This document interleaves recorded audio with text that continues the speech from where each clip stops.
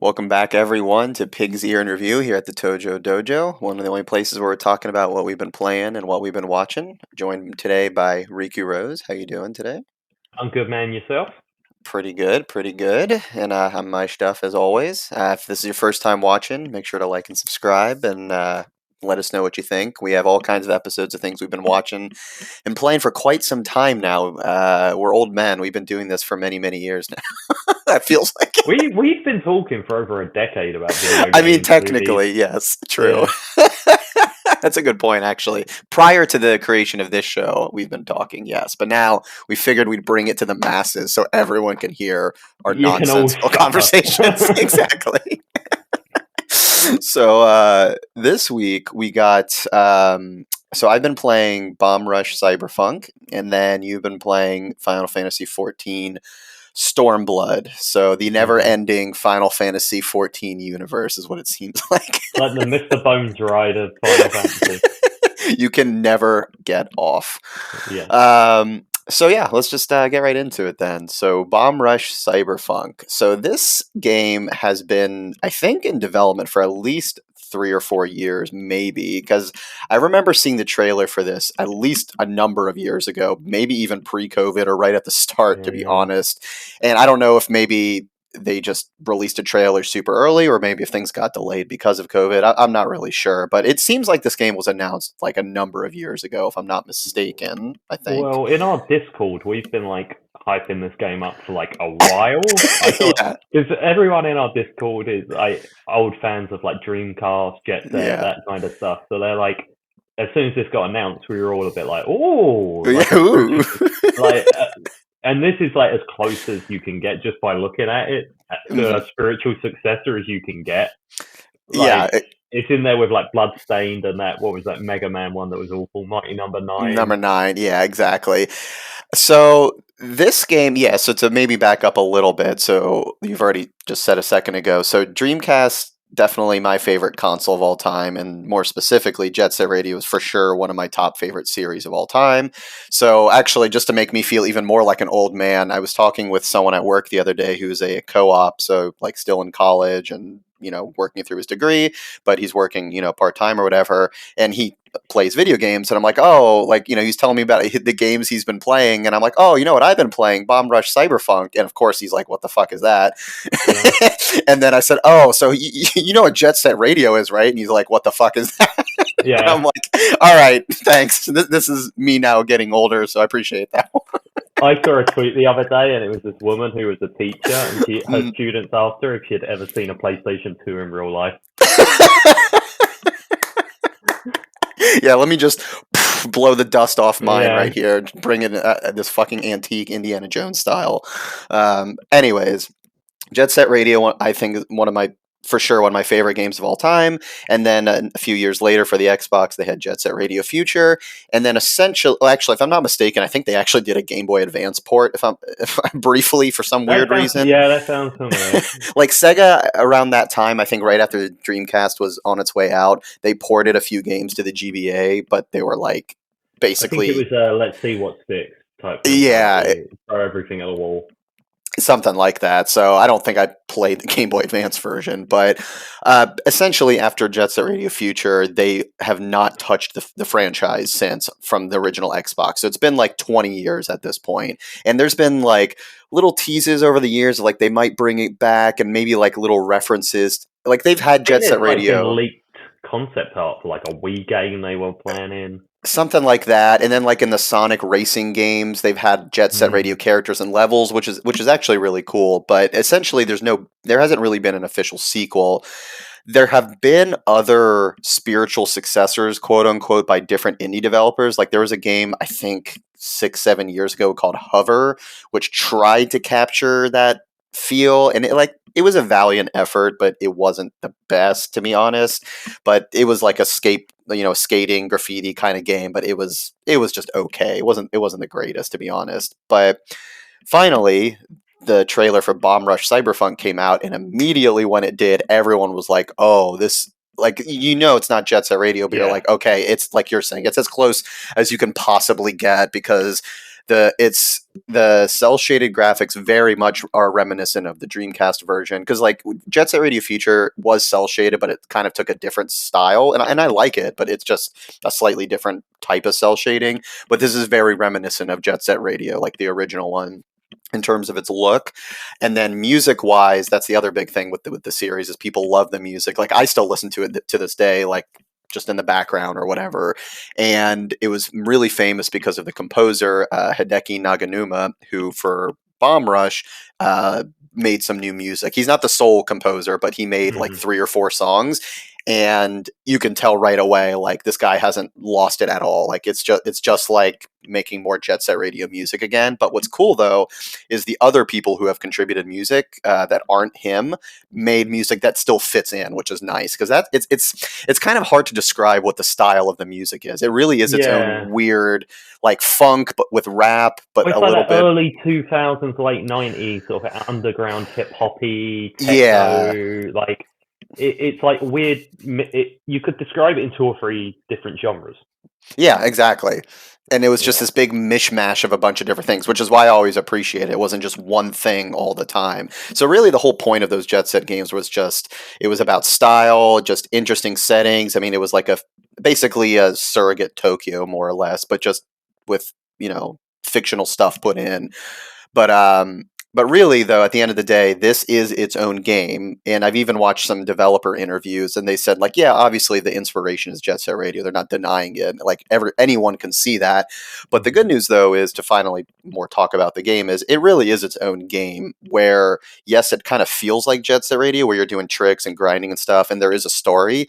But I would say if Sega was to make another Jet Set Radio, this does feel like a natural progression of the game, which is great, because like if it was 100% just another Jet Set Radio, you could go like, okay, is this just like a rip off, or like, did they really do anything different? And yes, there's a lot of similar stuff, but like as an example, in this game, you're not just on rollerblades, but you can be on a bike or a skateboard, and effectively it doesn't really make that much of a difference. But if you have a preference, you can pick whichever one you want, which is kind of neat. So it's just fun to mix it up, essentially. Can you have Heelys? Those little shoes the kids used to wear? I wish you could. I mean, you do have roller skates, but no, they are no Heelys, unfortunately. Maybe they'll add that in the DLC at some point. That would be hilarious if they had Heelys. Deal with Skechers. Get that tie-in sponsorship. But I'm trying to think what else. I mean, story is fairly more or less simplified. The original was like barely had a story. It was arcadey more than it was like a narrative game or anything. Yeah, and that's why I love those games too. Like I still to this day go back and play both Jet Set Radio and Jet Set Radio Future. Not like a full story playthrough, but if I just want to jump in for an hour, kind of have fun and play around, like I'll still do that. And I think that's why I still go back to those games. And this very much is the same way, where even once you beat the story, you can still go around collecting like cosmetic upgrades, or not upgrades, like shirts and different colors for roller skates and stuff. You can still tag graffiti on places that you missed, like hidden spots, challenge high score stuff. But the story, more or less straightforward. Well, this is going to sound weird when I describe it, but basically you're part of this group of people who are trying to cover different parts of the city, and of course classic thing happens, you get your head cut off and you have to go back and find it. It's happened to all of us. Hate when that happens. We've all been there. And you're on this basically like you're like a robot more or less for a while, until you kind of find your head again from these other gangs. I mean, the story honestly doesn't matter. That's not the point of it. I mean, they do a good job, but it's not like some crazy. Like, well, I think we can talk about the original Jet Set for an hour and not even talk about the story. Exactly. Yeah. That's not what you play these games for. Exactly. So the characters, I will say, are still very memorable. They all have their own personality, and as you meet them, you can start playing as them, which is great. So you're not just one character, and you can even, once you beat the game and try and challenge like high scores, then that can allow you to play as like some of the enemies in the game. So there's definitely room for unlockables with cosmetics, music, characters, whatever.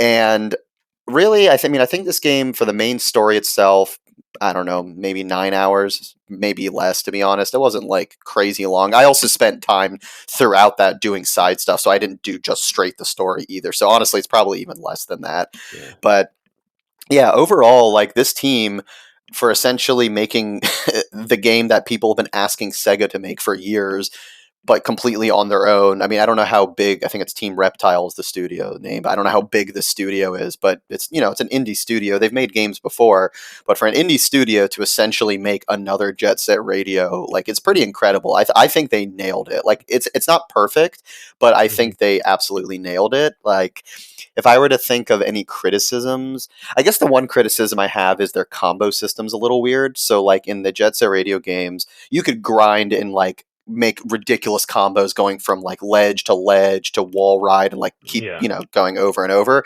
and they encourage you to do that in this game. But the way the combo system works is every to get it to go higher and higher, each trick that you like string together has to be on something new. Like you can't just keep doing the same like rail over and over and over again, Mm-hmm. which on one hand is good because it encourages you to do other things. But I will say, there's a couple of bosses where essentially to beat the boss, you just have to get a high score. And some of the high scores needed are like ridiculously high at first. And like they don't teach you that this is how you have to do the comboing. If you're just trying to do the same thing over and over again, you will fail every single time. But then I guess it kind of forces you to realize, oh, I need to string together a bunch of new things, and then that's when you start beating them. So I mean, I guess I, it's wo- not like a con. It's just you have to learn it, I guess. I wonder if that's also because of YouTube, though. Because, like, back when you played the original Jet Set, if you were struggling, you just had to keep trying. Sure. Whereas now, you can easily just go on YouTube and be like, high score, Hmm. watch a video, go, oh, that's how you do it. Yeah, yeah. And, like, It could be that. I just wish that this game would have at least kind of like I literally there's the first time I encountered this type of problem in the game, or not problem, like this roadblock. I've tried this level like 8 or 9 times, and I'm like, why can I not get a high enough score? And it's not explained to you at all. So I think it would have been mm, nice if they at least hinted like, oh, okay. you should try stringing together a bunch of new things instead of the same thing over and over. Like that, at least unless I missed it, which is certainly possible, but it just seemed odd that that's what you had to do, I guess, at first. But Yeah. it's not a huge deal. Once you get it, then you're like, oh, okay, and it becomes more reasonable. Um, but really, other than that, it's great. I mean, I couldn't have asked for a better. I mean, like I said, it's not Jet Set Radio, but I couldn't have asked for a better game of this type in 2023 when, like I said, Sega's essentially abandoned it. Granted, like you're saying, there has been leaks, there we might get another one. Oh, I'm sorry, they did that one thing recently where they added Jet Set DLC to some game. I think I can't remember what it was. um it was like some I can't skating think. game or something, I think, for like a It couple was? months ago. Skating game. Yeah, like literally have no idea what it is. I just remember there was an article saying like, oh, one or two Jet Set Radio characters are getting added as cosmetic DLC to some game. Oh, But I do recall this. Yeah, I, yeah, yeah, yeah, yeah. I cannot even remember what it was, No, to be I honest. can't But remember either. so other than those little hints, it sounds like they could be making another one, because even Sega Mm. themselves said they want to return to those classic franchises apparently, which is great. Like I want them to, but it's just funny now that an indie company has essentially done it for them, and I'm curious if Sega They've done does. that before, though. They have, but I'm just curious though, if Sega does make another one, are they going to push it enough where it'll be as good or impactful, or has this team essentially done everything that they should have done? But what Sega have done before is they've given their old IPs to studios that have proven they can do it. Like Street Fighter 4, they gave Mm, to a studio. Sonic Mania, they gave to a studio. mm, There was another one, not Panzer Dragoon, because that was a remake. But there's been a couple of their mhm. older IPs where they're like, these people seem like they can do it better than us and actually treat it well. So at that point, and I guess it's a little hard because this is who knows what's going on behind the scenes, but like they could have given this studio the reins for Jet Set Radio and they would have nailed it. So what I am curious is, because Sega is really good about fan community stuff and not being assholes like some other game companies with lawsuits constantly. I'm wondering if they would have enough goodwill to add Jet Set Radio DLC to this game or bring characters from this game into the next Jet Set Radio. I think that would be a cool gesture if they did that, personally. Yeah, you never know. You never know. It can also just depend on the relationship between the studio and them. Yeah, You know, exactly. like, they could hit off at Jeff Keighley's awards or whatever. Yeah, exactly. So overall, I mean, if it isn't obvious already, massive thumbs up. I had a blast playing it. It's digital only for right now. I played it on Steam. It's on Switch. I think it's coming to PlayStation here pretty soon. I'm assuming they'll come out with a physical release at some point. If they do, honestly, I'll probably scoop it up just to support the studio because I think they just did an amazing job. Yeah. But yeah, I highly recommend, and I'm curious what the studio is going to do next. But like I said, I'm just generally curious what Sega's going to do with this Jet Set Radio property, because now that this is out, they kind of have some stuff to prove again, in my opinion. I don't know. Sega might fuck it up if they bring Jet Set Radio back. I wouldn't put it past them. See, I would not either. So, yes, highly recommend. Definitely go out and play it, for sure. All right, thumbs up for that then. Cool. All right, over to you. Over to me. Final Fantasy XIV Stormblood. So, I played the base game. I played Heaven's Sword, the first expansion. And I've now played Stormblood, which is the second expansion. So you have to play the expansions in order. Okay. Some MMOs are a bit like, it just adds a new world and a new story. This is one continuous story that goes all the way through. Got it. Okay. This expansion is actually soon going to become free. Nice. I played this because at the moment, I think it's actually past now. If you logged in to an old account, you got like 14 days free. Okay, cool. I was like, well, I should do that because rather than pay $15 at another point or whatever, it is the monthly subscription. Yeah. This one is always, whenever I've read, this is seen as a bit of like the not unlike child, but the least favorite child. Out of how many now are there? There's 4 expansions, and I think the 5th one comes out next year. Okay. So, and the consensus I've seen is that it's not bad. It's just wedged between the 2 expansions people consider amazing. Fair. Okay. Right. But I have to say, I think I might have enjoyed this expansion more than the first one. Interesting. Okay. So the first one was all like knights, dragoons, dragons, things like that. Yep. Which is not the thing that interests me most.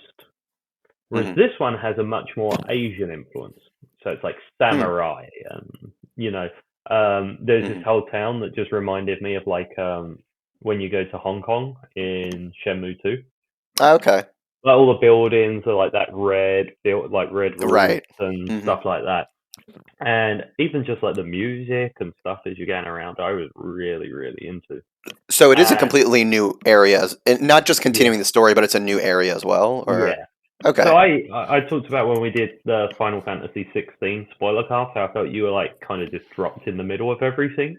And I didn't really know what nation was what, who was fighting who. This game does an amazing job of introducing you to each nation, who's in charge, where do they stand, what are their issues, what are they known for. Right, you go into a town, it essentially explains everything. And, well, not like, here's a bombardment of information. Sure. But just through the quest, you learn about where they are in this world. Yeah, so you don't feel lost. Yeah. So this is it. Is each expansion, as I understand it, I've played 2 out of 4, is it opens up another area of the map. Because when you look at the world map, certain sections of it are like clouded. It's like, you've not gone here yet. So apparently people have played this from the very beginning and are really into like the lore and everything. With each expansion, they're like, oh, we're going to this place because they've read like in the libraries about all these places. So people know they exist. Yeah, that's really cool. There. Yeah. They like really have laid out. So something they do between expansions as well is they add updates, like stories. Yeah. So between each expansion, they do like 5 mini stories, which you can beat like in 2 hours, right? But essentially, it closes a few loose ends from the previous expansion and sets up the next story. Damn. And do you generally so far for how much you've played, have you done like all of that pretty much, or? Yeah. So I won't talk about it now, but I'm actually on the third expansion now. Okay. So like when I finished Stormblood, there was like a few stories where they're like, oh, this character that kind of survived or whatever, that let's give them a bit of a farewell or whatever. Sure. But then it will introduce another character that's going to become a big mainstay in the next expansion. It really feels like a TV show. Yeah.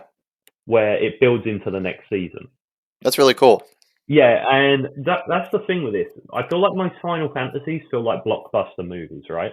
Something like Final Fantasy VII Remake for me is more like, the Lord of the Rings trilogy. Sure.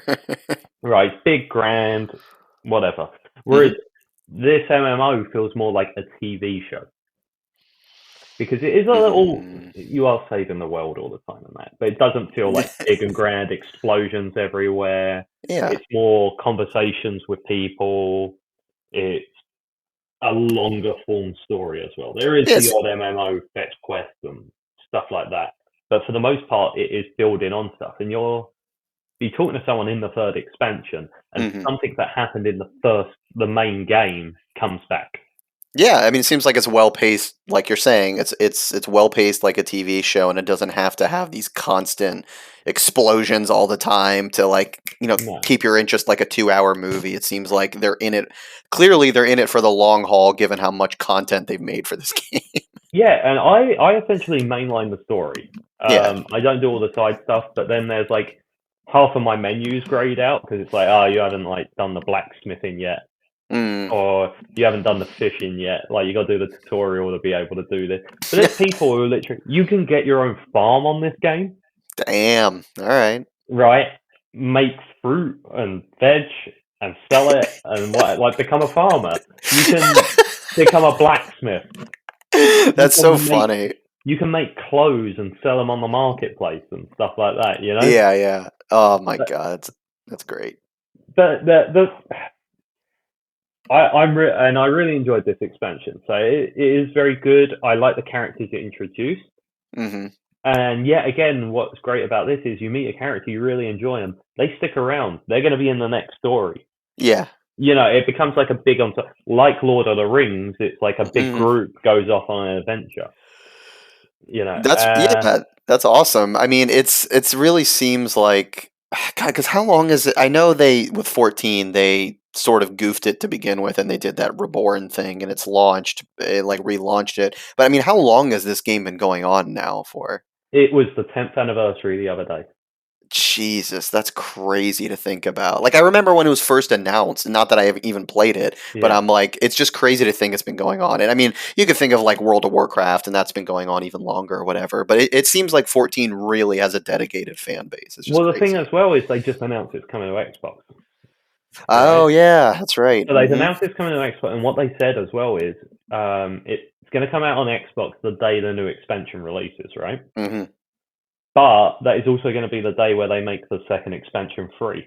So they said for people who are on Xbox, you're going to be able to play the base game and the 2 expansions day one for free, which is like 150 hours. That's insane. Yeah.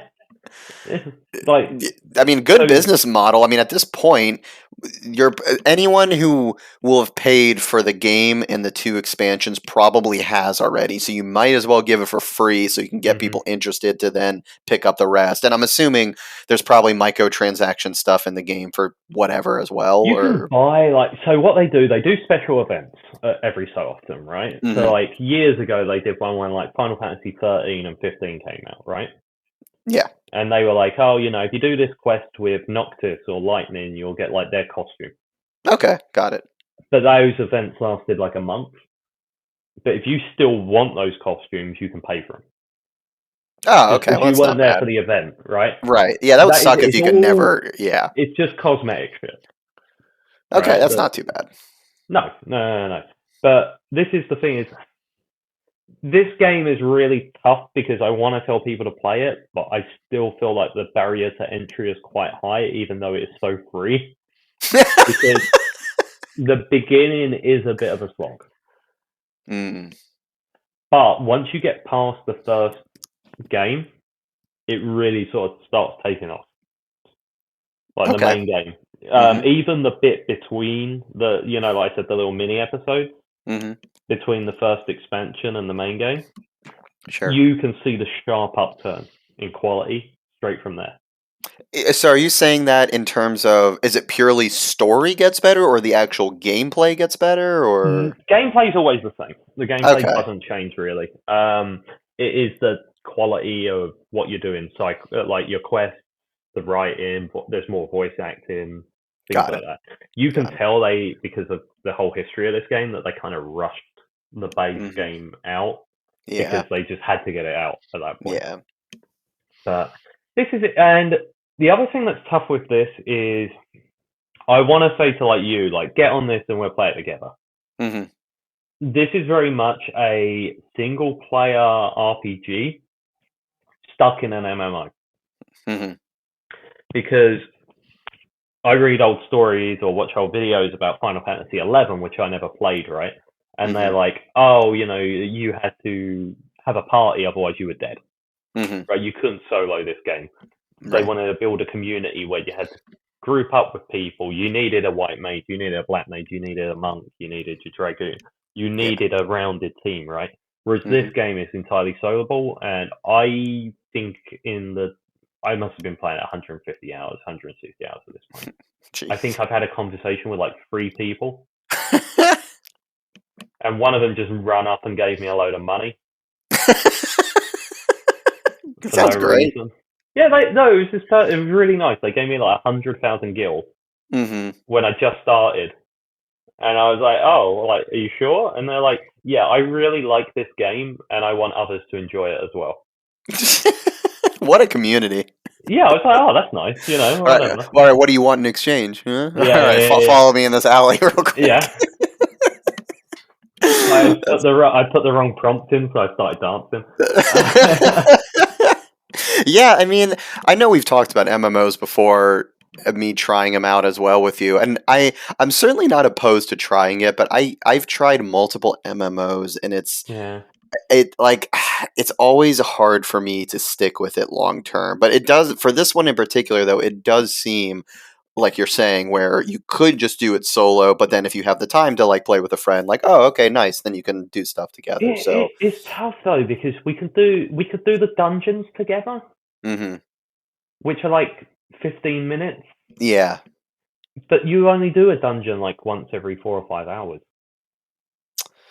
and and then but the then rest, yeah, other yeah, than then that the though, rest you of it don't. you're doing it solo, yeah, because it's not all that would happen is while you're doing the quest, you'd have to walk next to the person, which what's the point of that? That's okay. Well, maybe then that would be weird. You know what I mean, though? There's not Yeah. really a big co-op element to this game, which is why I feel like it is weird that it's stuck in this MMO. Well, so other Um, than I know you said you're just do mainline the story, but if you're is there other stuff to do that is co-op that's not just the main story or yeah, not? you can so they have Golden Saucer, the theme park area and stuff. Mm, Me and you could go play cars there. We could got do it. stuff like that. But I find it weird because I really want to go back and I really want to play 11 Hmm. at some point, because I like that idea of me and you want to go to this next town, Hmm. but we can't do it on our own because we will Right. die. I like the idea of that co-op element. The issue I have with 11 and why I never played it before is because I don't like playing with strangers. Yeah. I like playing with people I know, but I'm not going to find 4, 5, 6 people that are all going to be on the same time every week Sure. Sure. to play the same game. Yeah, it's a tough one. I totally understand. Hmm. It's Yeah. it's interesting though. And 11, I know there's the fan private servers or whatever, but is there official servers for 11 still Yeah, up? yeah. Okay. Apparently, they've made it a lot easier now that you can solo the game and stuff, because you can get Okay. NPCs and stuff like that Got it. easily. But in Got it. theory, you could still log on, set up your party and stuff like that. Hmm. Hmm. Yeah, this game, I'm still struggling. I know why it's an MMO, because it makes tons of money and it was Sure. built as an MMO before. Yeah. But what I always say is that it is a single player game trapped in an MMO skin. And that does hold it back at times. Yeah. But I do still think this is a very worthwhile Final Fantasy. Like the story is very, very good.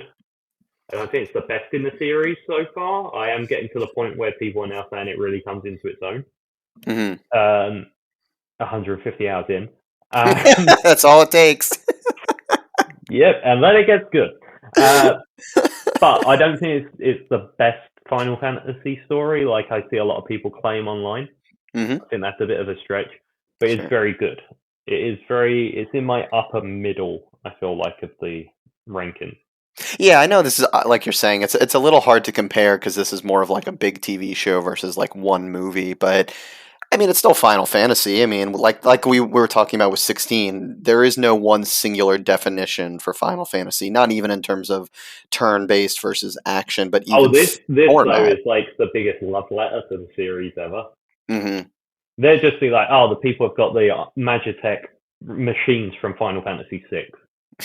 That guy has the Gunblade from Final Fantasy VIII.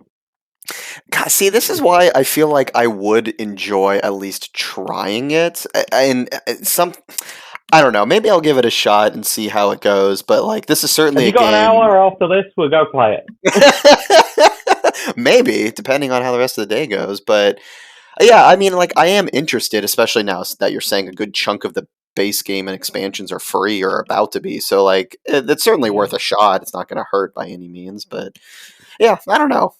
It's interesting. Yeah, but I will give it a thumbs up. I'm Okay. carrying on. Um, stay stay tuned for my Shadowbringers review. Nice, nice. That's the next expansion. I think I'm a good chunk into it so far. Okay. So we'll But see from there. okay, but you're definitely gonna keep playing. At this point, I'm Yeah, assuming you're gonna keep playing all the expansions for the most part, right? yeah. Because I've got the rap part out of the way, Mm-hmm. which was the first part. Which Yeah. it's you have to find the right, because I tried this 3 times, this game. Mm-hmm. First time I tried it, I went on. It was an MMO. I didn't like the controls. I was like, I'm Yeah. out. Like, whatever. Yeah. Second time, I played it for like 10 hours. I got fed up of all the fetch quests. And Mm-hmm. I was like, no, I'm not. This game isn't for me. I don't know what everyone's going on about. This is amazing, right? But they actually, the first time I tried it, apparently they actually cut out a lot of the fetch quests in the early game Okay. to make it shorter, Yeah. to get people through the base game, because they Good. knew it was the weak link. Mm-hmm. And I went back, and I don't know why. I think it might have just been my mood or whatever, Sure. Mm-hmm. but I just saw it through. And Good. I mean, yeah, can you remind me for the base game, how long did that take you to get through? Would you say? probably 20 to 30 hours. Okay, not too terrible. Yeah, but also as well, like I feel like the base game, I was trying more side stuff as well, Mm-hmm. because like it was new and I was trying to learn everything. Yeah. Yeah. Yeah. Okay. Mm. All right. You're tempting me here. You're tempting me. As if there, Yeah. there isn't already like 18 other games coming out over the next 4 months. But Yeah. Well, the thing with the free trial as well is you can pick it up, you can do as much as you want, come back to it. Because I've been essentially doing an expansion at a time. yeah. Like I'll subscribe for a month, do the expansion in that month, go play something else, Mm-hmm. come back a few months later. Yeah. So I guess really quick to clarify. So even though the base game and these two expansions are free or close to being free, that's just in the sense of to access or to download and everything. But you still have to pay a monthly fee, though, right? No, Or no? no. Oh. Not Oh. until you Okay. get to the third expansion now. Oh, I see what you're saying. Okay, got it. So no, it truly is free then. Okay, Yeah, cool. yeah, yeah, Got it. yeah. Once if you play this and you beat the first 2 expansions and you love it, if you want to Mhm. carry on playing, you've got to buy the expansion and pay the $15. But up until that point, it is free. But even when you beat like the second expansion, can you still just play doing non third I don't expansion know stuff? because I Okay. paid, Oh, or okay. Got it. I'm on like the free 14-day trial that's going on at the moment Got it. Got for it. returning people. Yeah, Hmm. so I know there's a level cap. I imagine you can carry on playing and just can't level up higher and go into the Yeah. new areas. That would be my fault. Yeah, it could be. Okay, I see what you're saying now. Well, yeah, no, that's even better then. So that's good. Cool. Yeah.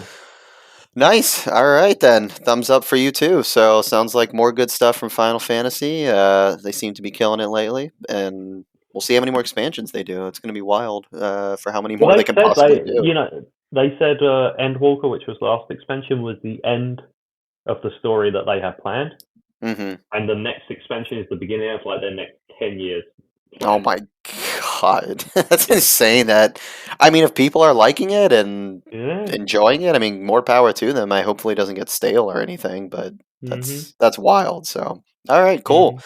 Well, good. Thumbs up for that, and then thumbs up for Bomb Rush Cyberpunk. So, yeah, if anyone's played either of these games, let us know what you think. Let us know if you think Bomb Rush is an actual spiritual successor to Jet Set Radio, or if you're going to dive in to 400 hours of Final Fantasy 14. Let us know what you think. How long you got? Yeah. Well, also as well, I'm going to Japan next month, and Hmm.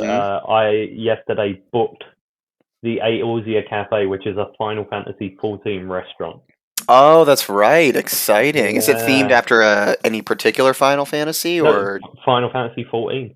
Oh, sorry, I didn't hear you. So they 14 have specifically. different restaurants in different cities, themed to the different cities in the game. So All if you right, go to Osaka, it's based on a different one. If you go, yeah, I think I know what your next food review is going to be. So make sure to take yeah, detailed pictures, all the tastes if you can. Let us know what you think. yeah. It's going to be great. I can't wait to hear that one. So cool. Well, until next time, thanks for watching. And yeah, we'll see you then. Appreciate it. Bye.